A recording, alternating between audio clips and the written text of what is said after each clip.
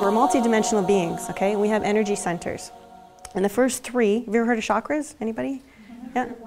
Chakras. The first three, we have energy centers, okay? And including babies in a womb, which is really interesting. So I see these chakras, I see color, I see vibration, which is intention, feeling, thought, and emotion that you've stored in your body, okay? And how you store them is we are all attached to one consciousness, okay? I know that's a hard concept for some people to understand because of Remy Descartes and different theories out there that we're all decentralized, we're mathematical clocks and chemical equations, and we're all separate. Not true. We're all one, and we're all understanding that about the oneness right now, that love energy, right? And what's happening is in the physical world, there is an energy center, and it fits out about an inch outside the physical body. It's invisible to some people. It's really visible to the gifted ones or people that can see this information. And is it a color?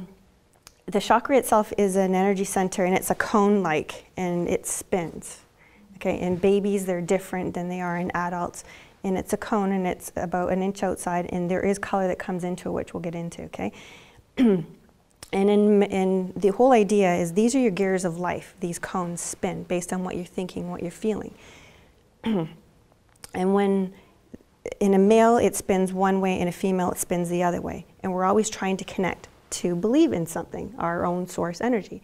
We're all divine, we're all connected, we all are source energy. But we forget that because we're so busy in this world, gotta have, gotta want, gotta need, gotta have bigger fries, bigger pop, right? Where it's media that's done that to us, okay? And we've accepted that as a linear way of thinking and being. So these chakra centers, each store and compartmentize our thoughts and feelings, which we'll get into. They can be labeled as colors, they can be labeled as physical elements in our body, they can be labeled as different feelings, okay?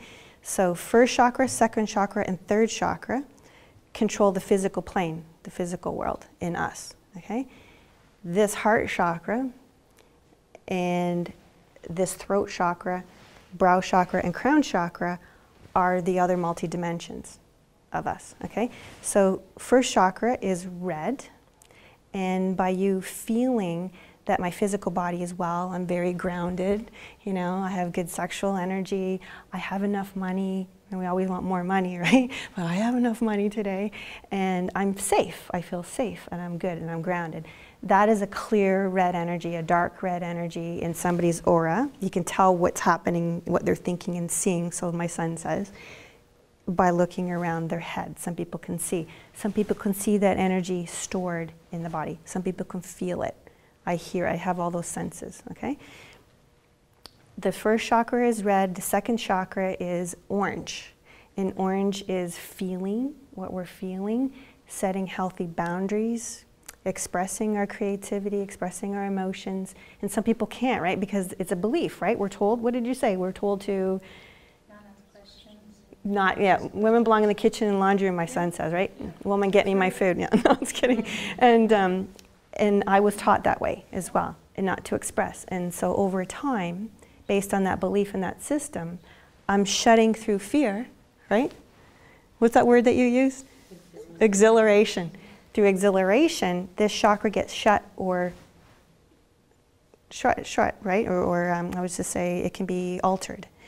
And when that happens, in my viewpoints, that energy gets trapped. We can't evolve. We can't receive new energy, and we can't release old feeling, thought, and emotion. Okay? And this chakra is in the front, and it goes right through the back. This part is to do everything with trusting new situations in the world. I trust. It's your drive, it's your soul, it's your, right? And here is your emotions, and here is what we're thinking and mentally. This chakra here is very interesting in my findings. I'm finding that most people store energy here. This is the solar plex, the third chakra, and it has everything to do with what we think. When we're really hard on ourselves, right? When we, visualize ourselves over others, like why can't I have that, right? People who are perfectionists, when they overthink a situation, right? They're blocking those arrows, They're not letting it roll through. They're not trusting that, their spirit and their soul knows if they're going to zig or zag. They need to control it. They will have issues here. In my findings, I'm seeing a lot of diabetes right here. This affects your blood sugar. This is your spleen, Okay? This is your digestion. An interesting note, when I'm healing, yeah, everybody looking at you. When I don't say I'm healing because I'm just the conduit. I'm the base, the sonic hair toothbrush holder, right? You're the toothbrush getting charged. Some of us have a bigger plug than others, right? Yeah. And anybody can inspire to be a sonic hair toothbrush charger. When I'm charging that energy and sparking that energy, I just find this is a very interesting chakra. People lose weight after. Their body's flat. Have you heard the concept after you pass away, 33% of your body weight is lifted? You've heard that concept? Yeah. And that's the information field. That's spirit. This weighs energy. So does volume of thought, feeling, and emotion that you're holding. Okay, you want to get into that new bikini, you want to clear that third chakra. So when I'm teaching healing, there's different ways that we can practice that, and if anybody wants to know afterwards, I can help you, form that concept. So this is the physical body, right? But we normally walk into the doctor's office and, well, 1 in 4 people have this and this is what's wrong with you. If you look at it as when I teach people, if I gave 30 students a pot of coffee, you're going to write down all the ailments that you have. Some will say constipation, some will say diarrhea, some will say improve my metabolism, some people say reduce my metabolism, right? How can we give one drug to heal that? So when that happens, when we take medication, it might put a Band-Aid on the ailment. It just might. It could be the placebo effect, though, for you believing in where we're going, okay? So I never want to say don't take that or don't do this or chemo and radiation only work 8% of the time, because it could be your belief. It could be your reason to look at your own life, look through the photo album to say, I want to be here because here's 3 reasons I need to be here, right? I'm ready to... Part of the 8%, though. It could be. It could be.